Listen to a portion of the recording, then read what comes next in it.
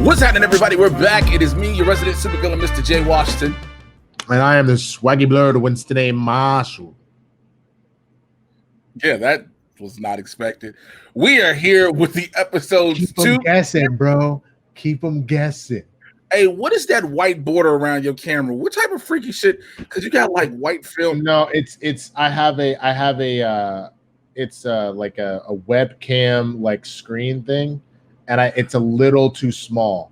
So it puts a like a little ring around it. That's fine. After this is over, my camera is finally here. I gotta drive my ass all the way to the motherfucking FedEx pickup shit, but I can go get it down the street from my house. Shut up. It's like your ass up. It's 3 minutes from my house, which is 5 minutes from you. You literally just shut the hell up. Last time I went, it took me 25 minutes because of the traffic, and then once I got there, I had to wait 30 minutes because niggas. Like, it was just so much stuff. Also, this is a review about Doom Patrol, not a rant and not a Blerd in the Hood episode, as I have gone off. I didn't even get a chance to open up what this was. We're here for the reviews, episodes 2 and 3 of Doom Patrol on the DC universe. If you ain't seen that, time for a change, nigga. Come back because it's go. So speaking of which, now when we did episode 1, right? We was like, okay, we're gonna do episode 1 and episode 2 come out, blah blah blah. Well, when this nigga was doing the review of me episode 1, he was like, yeah, Doom Patrol released the first 3 episodes of season 1 for y'all to see. That's what it said on the Twitter from DC directly. I bet you he can't read. So anyway, look at the coons. Why did you do what I was about to do? Because you're not slick. Not on this one. Not on this one. Not on this one. Why? Don't. What the fuck is going on? That's right. That's right. That's a teaser. That's a teaser to come to Blerd in the Hood. That's what that was. So if you see episode 1, you know shit is back in form. Everything's happening back big. So we're gonna mix 2 and 3 together. We're not gonna try to go episode by episode because that'll be too long to do this review. Dr. Time is the shit, and I feel so sorry that Rita pulled his whole motherfucking head off. Just busted his head wide up. Who voiced him? I feel like I looked it up and it was because I thought it was Orlando Jones. Yeah, but it wasn't. And because I remember looking it up and telling you it wasn't Orlando Jones. Let's see. Doom Patrol. Also, while I look this up. Darling scared the shit out of Jane while she was asleep. Yo, if I was Jane, I'd have punched the fuck out of Darling. I like how she ran the door. These room was like, yo, you need to get your motherfucker. You need to get your friends. Like, did you figure it out? Brandon Pereira. Okay, I have no idea who that is. He has been on a bunch of like Nickelodeon stuff. He was on the OA as a regular. He played Alfonso Sosa or French, and that's pretty much it. Hey, one of the things I wanted, between both, again, we're talking about both episodes. One of the things I love the fact now that we got the introduction, of Ronnie Evans. Now, if you do not know who she becomes in the comic books, she becomes Lady Cyborg. I'd like to say also the fact that Vic got some, which left a lot of things to be questioned for me. Because you were wondering too, weren't you? Well, first of all, I was wondering too. First of all, I didn't realize it was Lady Cyborg, so I didn't know that. Second of all, this Brandon Pereira dude, just to like on his IMDb, he's apparently, which was perfect casting, he is a breakdancing skater. So that's why it worked for him being this. But is he just the body of Dr. Time or the voice? Because that's they what I'm saying. They have him cast. They don't have anything about voice. See, I think he might be the body for Dr. Time. It's very possible that that voice sound like Orlando Jones. I mean, it's possible. You know everybody. You be name dropping like a motherfucker. Call somebody and ask. Don't look at the clue. So let's talk about the fact that Cyborg got him some. Can we please address this real quick? We definitely talk about it. I first of all, again, didn't know there was Lady Cyborg, so that's dope. Second of all, I was immediately wondering because I remember most of his body is blown off. So you telling me his dick got blown off, right? So is he fucking her with like a robot dick? No, is he putting a piston in her like an engine? Just like, Jesus. Jesus Christ, sir. What would it be? He's a robot. No, I mean I know, like but human vibrator. Maybe he's got like one of those strap-ons. You know what I'm saying?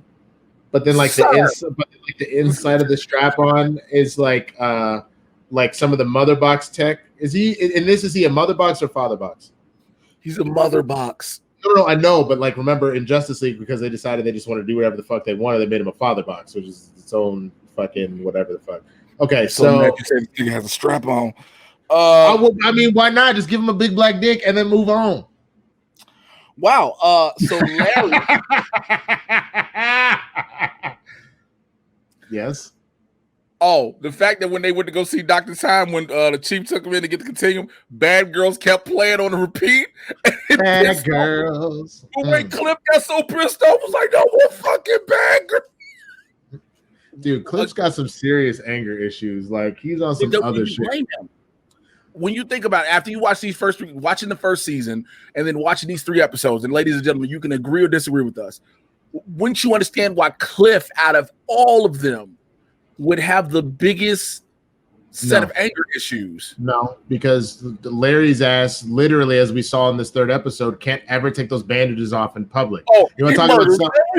Yeah, like the fact that just by having them off, he's leaking radiation and murders everything. He's essentially his own version of Rogue out in this bitch.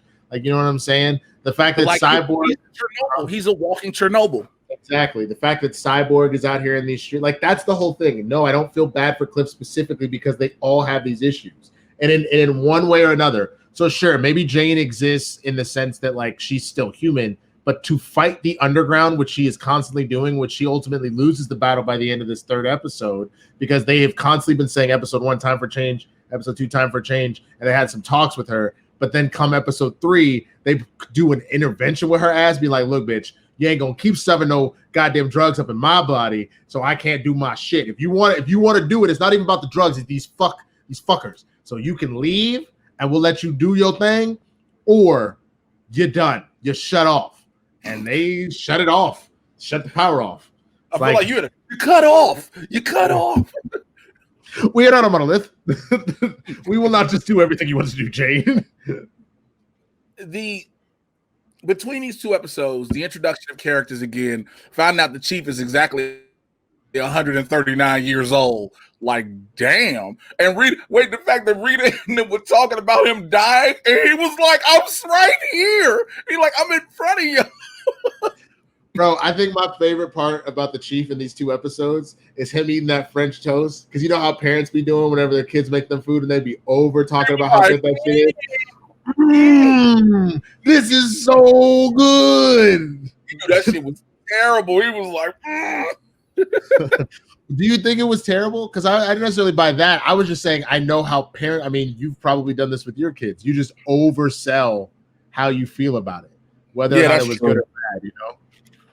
But the fact that also I want to talk about the fact that Red Jack, when he made him see, first of all, the negative spirit made Larry see everything with his son, and found out his son was a conspiracy theorist, which was like on the money, because his son knew that he was still alive. Remember, he knew. But also when he sees all that, he has to go to the funeral, which is fucked up, by the way. Can we talk about that before I go any further about the Red Jack shit?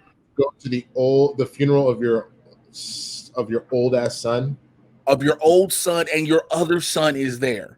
Other old ass son is there, which I guess that's the whole thing. I know they live forever, but I guess are they all immune to time essentially? Well, I guess they'll all age slow. Well, again, Cliff can never die unless you destroy the brain. Right.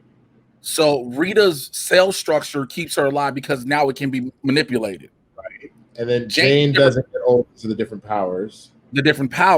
Larry being radioactive, as much as it was supposed to kill him, the negative spirit preserves him. Interesting. So they really, and then Cyborg being a cyborg, I mean, he'll grow, but like not really. So his organics will get older, but he won't like age out like everybody else. Wow. And Dorothy's been 5 for God knows how long.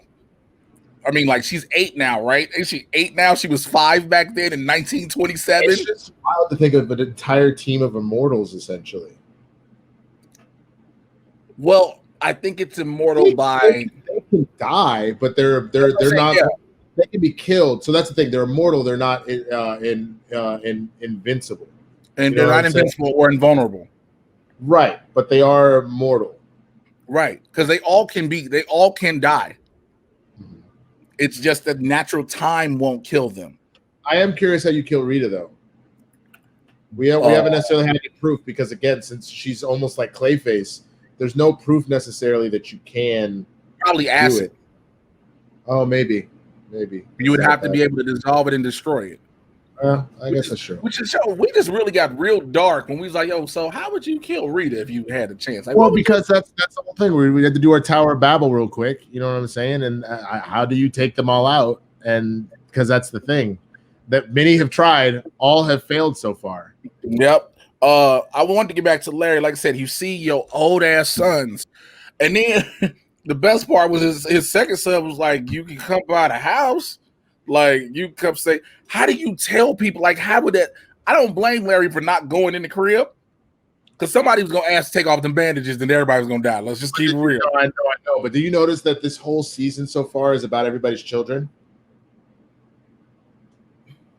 Because the 8-faced girl for Rita. Well, Rita's struggles come from her being a child. Because remember, Dr. Time was like, no. I understand that, but I'm saying Cliff was. We're going to get into the third episode. It's about him going to see his daughter.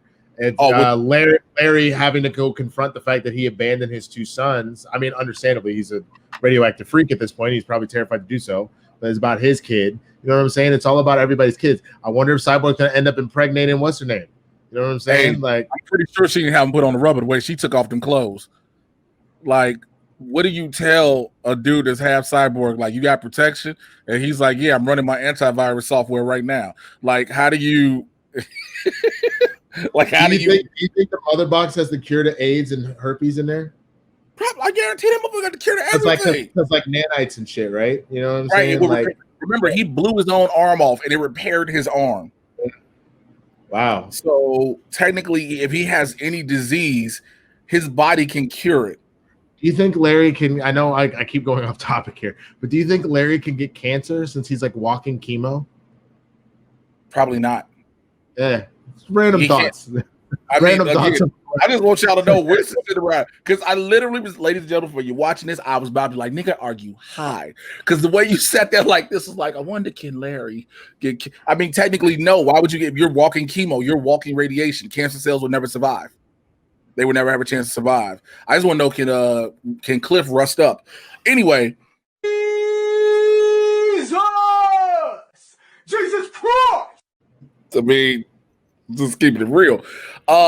Let's go back to, because we're going to go back and forth between episodes. With Larry, with Red Jack, when he put him in that room with the people in the bags, and he just was hanging, he was like, oh, and it was fucking hit the bandages. Bro, before even that started, the fact at the start of the episode that Red Jack, a.k.a. Jack the Ripper, literally a woman crawling to get the fuck away, and there's the chief, and he's like, oh, what's up, kid? Stab! Like this fucking... While he looks at him like, I like you. I'm like, oh shit, okay. Like, that's the one thing about Doom Patrol. See, again, this is one of those obscure comics where the characters are so weird, but it works. But it almost feels like if you know, they were trying to do what was it, the Dark Universe or whatever with like the Mummy and which they're still trying to do. They're still trying to do it. Mm-hmm. Well. Well, all of both these heroes and the people that they fight up against feels very reminiscent of if this was like an actual thing. It almost feels like Supernatural, but with superheroes. You know, right. It's kind of interesting in that way. When I was watching these, I was thinking about, like, I think it was episode 3 when we showed the first time Larry goes to the manor. And how he had to walk in with this big ass radiation suit and oxygen tank, and then Rita was like, well, "That's your room up there." And she was so nice until she saw him take the suit off, and her face was like, "Fuck." But what's crazy is like, I think the thing for me watching this, and I don't know about y'all watching at home, when you see if you're Rita Farr, and your body can't, if you get stressed out, your face melts. And you see a dude who's been full of radiation, How are you shocked? Like, well, because that's the whole thing, though. She pushed. This is at the time when we're seeing this. She still pushes everything below the surface. She forces it down, forces it down, forces it down. Just like anything else, I'm sure even being cyborg or whatever, the first time they saw like the ape-faced girl, they were like, oh. And the first time they saw her giant spider, they were like, oh. You know what I'm saying? We saw the fact that Jane and Cliff was roasting his daughter. Like, who the fuck you got to fuck to get the fucking... Which I think it's hilarious and fucked up. And I say this as a father. Like... Well, I've made it very clear that I do not tell people that they're babies specifically. I do not call their babies cute. I always will be like, oh, baby, or I'll be like, oh, what's the baby's name? I do not call babies cute because unfortunately there are some ugly babies, but we're just being honest.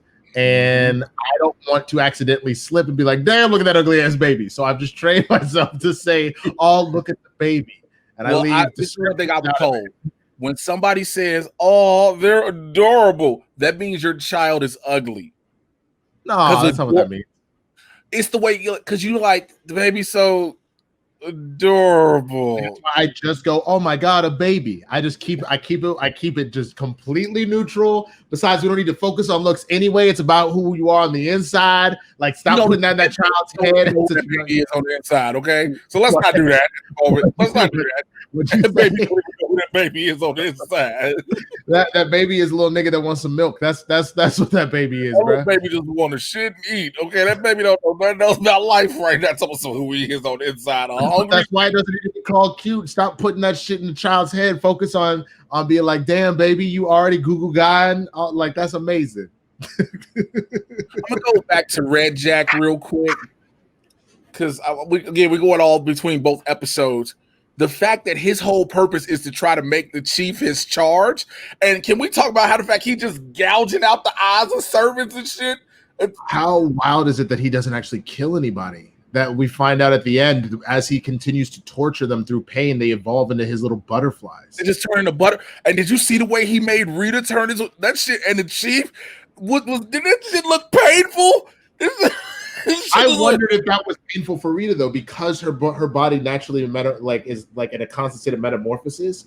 Well, I mean, it looked like it's painful. She was screaming. I mean, but you bring up a good point though. Real talk. You bring up some real shit, like because her body consistently changes and stretches, but at the same time, think about it. When something stretches, doesn't mean it can't be broken. So even though you're stretching, it's still breaking through the skin. That's a solid point. So yeah, she. Because that shit broke through her back, like, bro. Well, which I'm curious because again, we're just kind of bouncing around here and talking about the themes more so than the linear side of it because we're doing two at once. Which of the villains did you enjoy more? I enjoyed Dr. Time more. I think so too. Dr. Time was having fun while he was skating with niggas. Well, he didn't even seem like a villain. He just seemed like a nigga that was like, "Well, I've mastered time." So you ain't gonna come up and fuck my shit up. He's just like, man, you're frozen. He's like, I just got a party going. And he just shoot motherfuckers with a time ray. Like the fact when they told, I also, since you brought him up, the fact the chief told him, like, look, do not touch the continue. What was it called? Continuing them. I wrote it down. The continuing them. Continuing them. Continuing. The what now? The continuing them. Continuing them. Nigga. Onomatopoeia, nigga. Onomatopoeia. But the fact when they touched, they both was froze, and their whole lives was flashing through their eyes. How fucked up everything was. Like fucking Jane and Cliff, like they were so messed up in the head. Was it where they were like, "Yo, fuck you again" to the chief? Like it made them remember everything. And I think the fact we're seeing more of Larry's life, of Cliff's life, excuse me, it makes you really be like, damn. Was it better off him being a robot or being a human at the end of the day? You know what I'm saying? Granted, the only thing he loses his wife and his daughter. I get that. The physical connection. But as shitty as his life seems, you know, I think the thing that's really interesting about the show, the theme that they kind of get at, again, all of these people were kind of horrible people. But at the same time, the question is, even if you were that bad, do you deserve to essentially live in this fresh hell that they live in every day? You know what I'm saying? Well, technically, Jane isn't bad. See, that's the thing. Jane wasn't bad. Well, no. I know that. For Jane, the shitty part about that is that obviously she was molested to the point of her personality being split. But then remember, once her personality split, and it's kind of one of those I understand, but I don't condone. Remember, she started murdering people that were getting too close to her and shit like that. You know what I'm saying? That's why they thought that she was possessed by the devil and tried to exorcise her. I mean, can you blame her? I mean, no, not really. I mean, the only... Yeah. Go ahead. When you think about it, can you blame as a child, as little K, you've been molested by your father, the person you're supposed to trust. I know. And now you develop these personalities that not just happen to become personalities, there are 64 metahumans living with inside one body. But if I remember correctly, even they were just 64 personalities, and then the chief made her metahuman. Yeah, right? The chief made a metahuman. I'm sorry, they were just the personalities. The chief gave them abilities, which is crazy. God damn, dude. Fuck.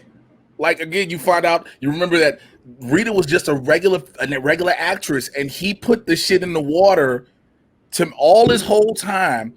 His whole purpose of doing, with the exception of, even with Vic, the reason he helped create every last one of them was to find a way to live long enough for Dorothy. That's right. I completely forgot about that, what I appreciate at the end of this third episode is him finally realizing what a piece of shit he is. Because I read Jack forced him to realize what he's done and like see life. He had to look at life through everybody else's eyes. And so the fact that inspired him to go make Robot Man 2.0 to like make upgrades to Cliff's body. I wonder if he's going to be able to. That was the last thing he did. Remember, he pulled out a thing and he started drawing Robot Man 2.0. He was looking to make actual upgrades to it.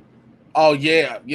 Which my guess is, because we still haven't addressed the fact that he's dying, I think that's like one of the last things he's going to do before he's out here, is he's going to try and make amends with everybody. And he knows Cliff is the one that he's probably hurt the most currently.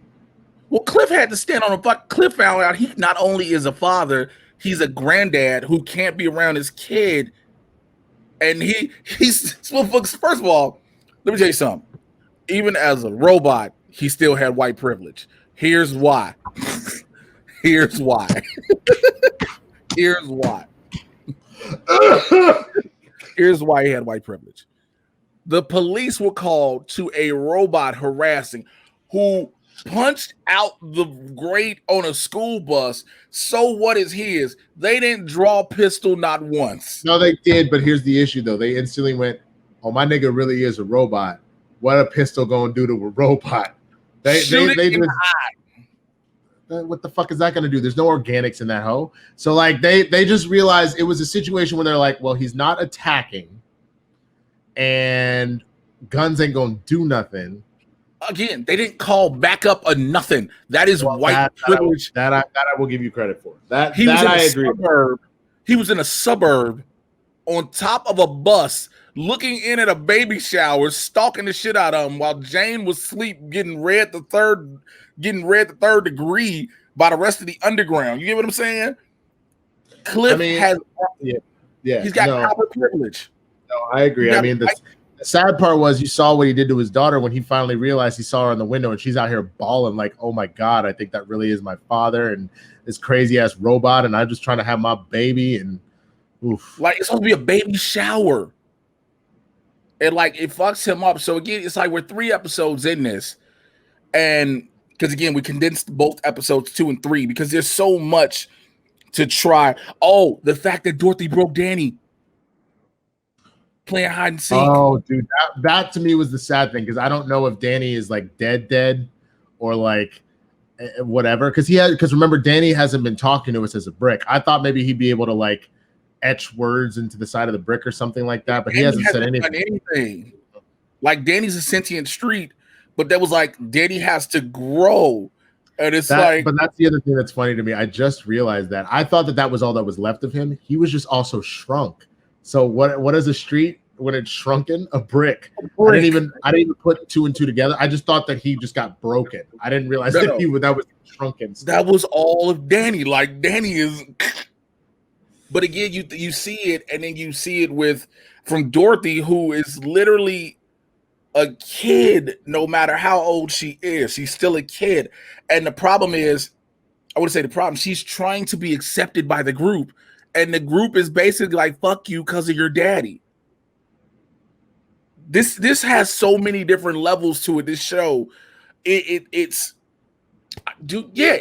mental abuse and emotional abuse on an entirely different level for so many different people. Well, and what I have to give a lot of credit for, and then we should probably give our ratings and wrap this up. What I have to give a lot of credit for this show, the whole point of any good storytelling in TV or film is you're taking something that typically is not directly what you're dealing with, but you're telling a story that then we can all relate to. So this idea of the other, this idea of being wronged, this idea of we're irreparably damaged and we feel like we can't go back, which is really kind of the case with all of these characters. It actually becomes super interesting on top of the fact that they look at their life and they look about all their regrets and how they feel about shit. You know what I mean? I really appreciate how they tap into that, but to realize they still have their humanity, that like they, despite everything that they've been through, that they're just trying to still find a way to remain human. If I had to give a rating to these 2 episodes, I'm going to do them collectively. I would give it a 5 just because, like the show is known to do, we got a fun random ass adventure with random ass villains, but we got more of a chance to really dive deep into what makes them tick and what's torturing them. For me, it's a 5 for both collective, and especially because one part I didn't get a chance to really talk fully in depth about is Ronnie Evers and her story. Her being a vet, her being what she's been through, and her trying to stand up for herself, basically telling Vic, like, I don't need you. Even when she was about to get mugged and she whooped dude, and he was finna, you know what I'm saying, put him to jail, and she was like, no, because it just keeps it systemic, which that was the thing when I was watching this. I was like, again, it's really interesting how a lot of themes and a lot of these shows mimic today's actual life as if they knew it was going to happen at that moment. Well, it just goes to show that it's something that we're dealing with. And just to tap into that, because we didn't talk about that, I find it very interesting because we got the tidbit at the end of the 3rd episode that she was in the military and she was just murdering random civilians while she was over there. Like what she had voluntary manslaughter as part of like her crimes and her war crimes. So like, I think part of the reason why she is so we're seeing now it comes less from a place of being super pro-black, though that's part of it. It comes more from a place of she's done insane things and she doesn't want somebody to be judged on their worst possible day or their worst possible whatever. You know what I'm saying? Because she already feels guilty herself. She doesn't let people in because she knows what people do. They'll judge her as a monster. Right, because we've seen that. I mean, let's be honest. When you look at what her war crimes are, it's similar to what a lot of soldiers who went to Vietnam feel like. We probably watched the 5 Bloods. If you see that, it's like I haven't seen it, but yeah. But in general, the story of how, you know, a lot of vets say, you know, granted she went on her own, but you had vets who even were doing on their own, just killing innocents, women and children and stuff, because they were programmed in a sense with everything that was going on around them. So, I mean, this, again, as I gave it a 5, as far as it goes for 3 episodes in, I'm on board. I don't think this story can do anything but continually go up because it keeps raising the interest of where do you want to see them go next? What happens next? How do they deal with this next? Who's the next one? Like now Miranda is running the show, I think, with Jane. Is Miranda running it or?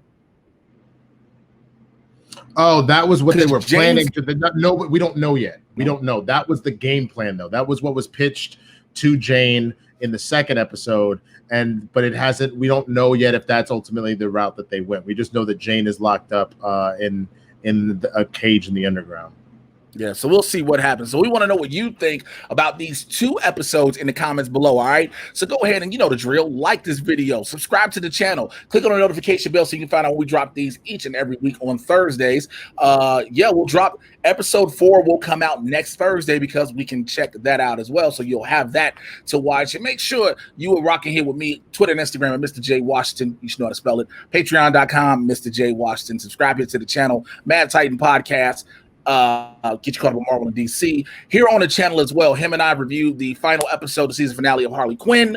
It is there. I am doing Stargirl. Is there. We'll be doing all of Doom Patrol and so much more. Yeah, that pretty much covers it. I'm gonna go ahead and apologize because he's already asked me if it nigga, we doing Stargirl and nah. I have so much on my plate. I just haven't. Every week I get a further episode behind and I can't play catch up with them. So most likely I will not be doing Stargirl with Jay, but I'm here for all of Doom. I'm gonna try, but the odds are everything that's happening, I probably won't have time. But I'm here for Doom Patrol. We're doing these still. Blurs in the Hood every Tuesday, as he said. Game Time every Monday, as he said. You can PvPN for me on Wednesdays. Join my Patreon, patreon.com/swaggy blerd. You can actually join my writer's room for PvPN that way. And then Thursdays, Swagback Thursdays, twitch.tv/theswaggyblerd. We play an old school game, listen to some old school hip hop and R&B. It's a good motherfucking time. Wow, Lord. Wow, Lord. With that, I think it's about time for us to get up out of here. So, we'll be here next week with the fourth episode, which is called Sex Patrol. So goddamn well. So they introduced the sex men in this one. Who the fuck are the sex men? You don't X-Men, but they have sex? Just wait till you see. Oh, I cannot wait. Cannot wait. With that, I gotta say, y'all. Bye, bitch. Bye, bitch. I won't play the whole thing. I just had to hit it with one, bro. Bye.